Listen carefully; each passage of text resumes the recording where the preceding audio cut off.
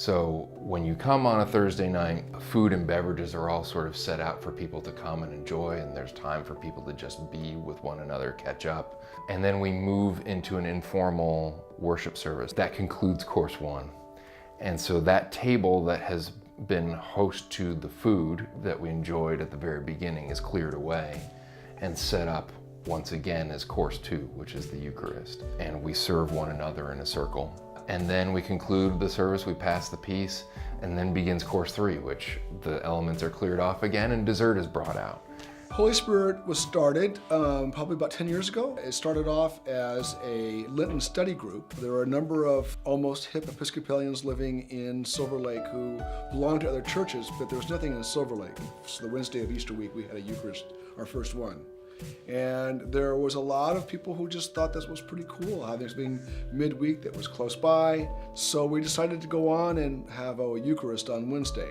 They outgrew his house, and I think Randy outgrew his ability to put on hospitality on a week-to-week basis.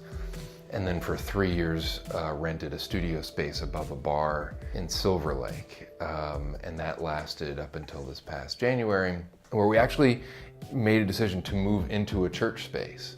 How do you welcome people in when you already have what might appear to be a close-knit group? And so we were really careful about how we acted when someone new was around or new people were there, so that it was not like them and us. We've been more interested and focused on our mission than we have been on growth, which I think is essential.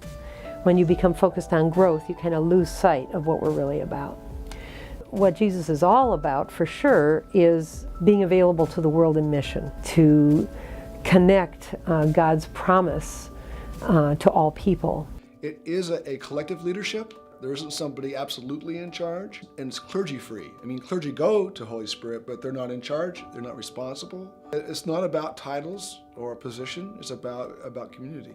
It's like becoming a studio space. It becomes a believing community, or a community of those who follow Jesus, being able to experiment with forms that are relevant to the community and relevant to the needs of people in community in Los Angeles.